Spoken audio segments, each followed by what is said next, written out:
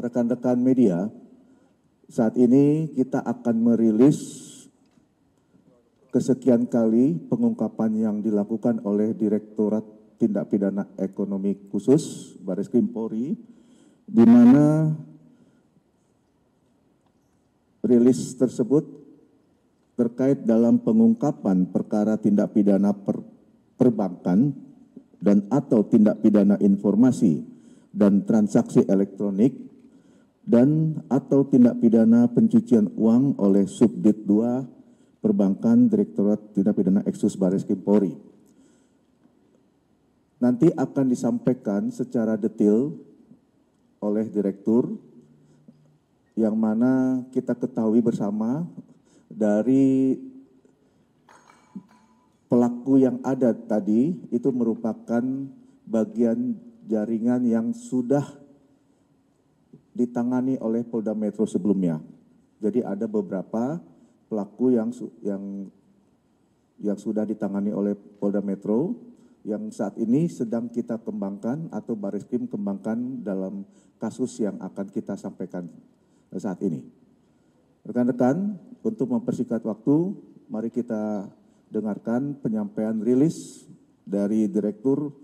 Tindak Pidana Ekonomi Khusus, Bapak Brigjen Pol Helvi Assegaf. Kami persilakan. Marilah kita panjatkan puji syukur kepada Allah Subhanahu wa Ta'ala, Tuhan Yang Maha Kuasa, atas nikmat dan karunia-Nya. Pagi hari ini kita dapat berkumpul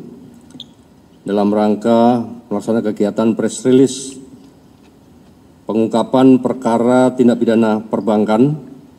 dan atau tindak pidana informasi dan transaksi elektronik dan atau tindak pidana transfer dana dan tindak pidana pencucian uang yang dilakukan jaringan sindikat pembobol bank dengan modus melakukan akses ilegal untuk pemindahan dana ke rekening di rekening dorman secara in absentia atau tanpa kehadiran fisik nasabah senilai 204 miliar rupiah yang terjadi pada tanggal 20 Juni 2025 dan diungkap oleh rekan-rekan penyidik dari Subdit 2 Perbankan di Tipideksus Bareskrim Polri. Perlu kami sampaikan bahwa pengungkapan ini didasari oleh laporan polisi nomor LPB 311 bulan Juli 2025, tanggal 2 Juli 2025, serta surat perintah penyidikan nomor SP Sidik 646 7 Romawi 22 225 di Tipideksus tanggal 3 Juli 2025. Di akhir bulan Juni 2005, jaringan sindikat pembobol bank selaku eksekutor dan kepala cabang bersepakat untuk melakukan eksekusi pemindahan dana rekening dorman pada hari Jumat pukul 18.00, jadi sudah di akhir minggu atau mendekati hari libur, setelah jam operasional. Hal ini dilakukan sebagai celah para pelaku untuk menghindari sistem deteksi bank. Kepala cabang menyerahkan user ID aplikasi core banking system milik teller dan kepala cabang kepada salah satu eksekutor yang merupakan ex-teller bank untuk kemudian melakukan akses ilegal terhadap aplikasi core banking system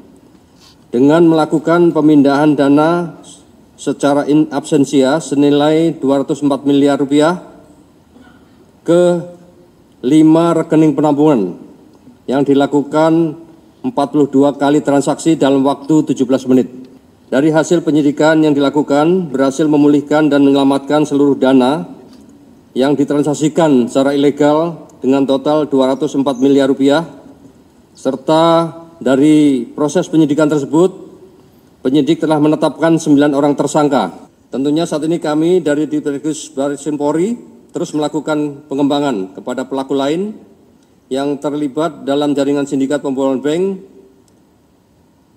yang menargetkan rekening dorman guna pengungkapan secara jelas tindak pidana yang dilakukan. Mendasari kejadian yang ditangani oleh Polda Metro Jaya dan di Tipideksus Bareskrim Polri,